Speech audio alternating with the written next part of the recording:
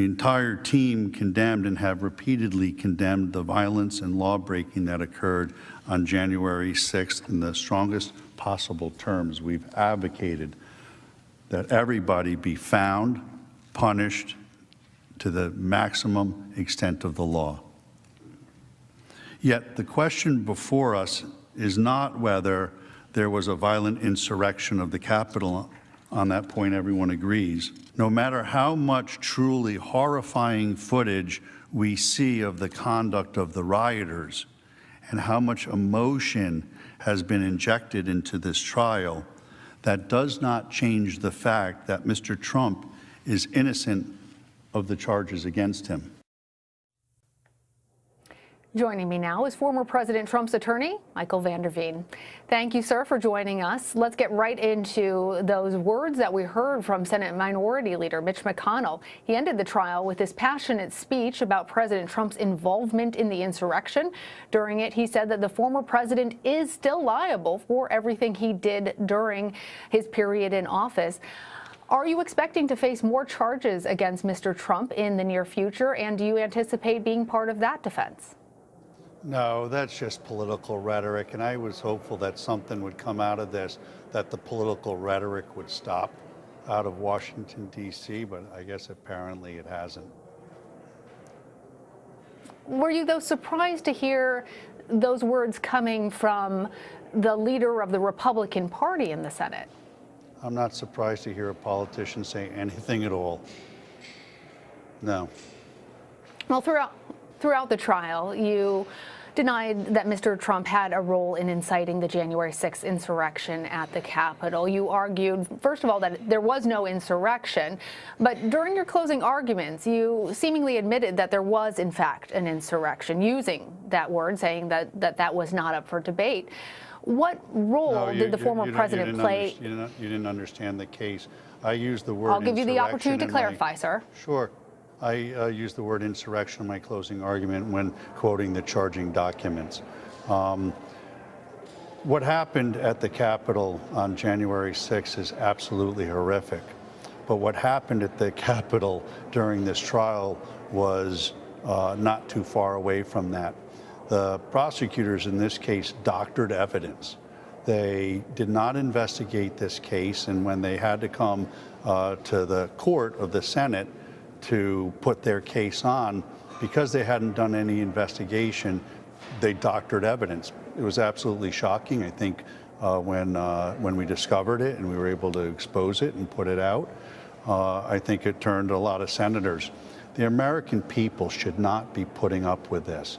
They need to look at who these House managers were and look to see whether these are the folks they want representing them. It was shocking to me. Wouldn't have believed it. Let's follow up with a point that you're making right now about the House managers, as you say, doctoring evidence, and the argument. They didn't deny for it. Our viewers. They didn't deny it. I put it in front of them 3 times. To be clear for our viewers, what you're talking about now is a check mark. That's a verification on Twitter that did not exist on that particular tweet. A 2020 that should have actually read 2021, and the selective editing, you say, of the tapes. Is that the doctored evidence of what you're speaking? Wait, that's not enough for you? That's not enough for you? Wait, no, sir, no. I'm not a juror in this trial. What I'm trying to be clear for our viewers is what you're referring to, because not everybody has been following. It's not okay to doctor a little bit of evidence. Respectfully. I have not said it is okay. Ma'am, your question is I want to be clear for our viewers. Listen, what has to happen is I want to be clear for our viewers about what exactly you're saying when you say doctored evidence. The media has to start telling the right story in this country. The media is trying to divide this country. You are bloodthirsty for ratings, and as such, you're asking questions now that are already set up with a fact pattern. I can't believe you would ask me a question indicating that it's all right just to doctor a little bit of evidence. There's more stuff that we uncovered that they doctored, to be frank with you, and perhaps that will come out one day. But we won this case, and I'm not a sore loser, but what happened, or a sore winner, I should say, but what should happen is somebody should look at the conduct of these house managers. It's unconscionable, aside from all of the due process violations that my client had. And the media should be looking at a square, straight way. The straight way. When I watch the news, I watch one station and it's raining. I watch another station at the same time and it's sunny. Your coverage is so slanted, it's got to stop. You guys have to stop and start reporting more like PBS does rather than a TV news show that doesn't have any journalistic integrity at all. What I'm telling you is that they doctored evidence. And I believe your question says, well, it's only a Twitter check and changing a year of a date here. They switched the date of a Twitter a year to try to connect it to this case. That's not a small thing, ma'am. The other thing they did is they put a check mark on something to make it look like it was a validated account when it wasn't. And when they were caught, they didn't say anything about it. They didn't even try to come up with an excuse about it. And that's not the way our prosecutors or our government officials should be conducting themselves.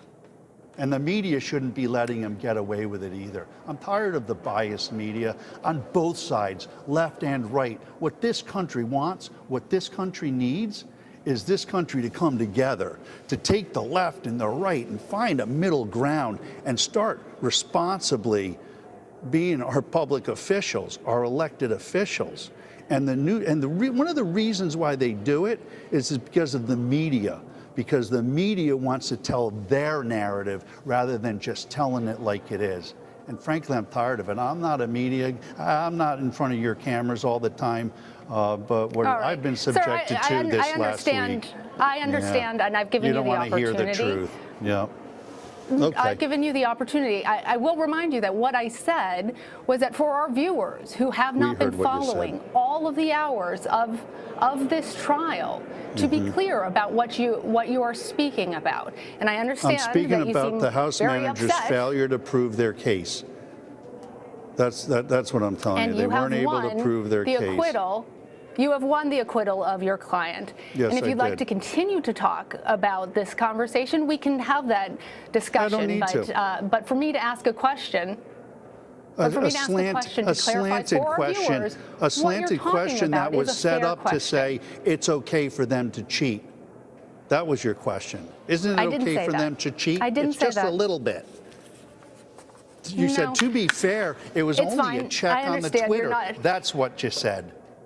You got to live by your words. That's the problem. The media has to start living by the truth and not try to create a narrative. Michael Vanderveen. Yep. Thank you for joining us. I do appreciate. Yep. Okay. I see you taking off your microphone now. That was President Trump's defense attorney, Michael Vanderveen. Merci d'avoir regardé la vidéo. Si vous l'avez aimé, mettez un pouce.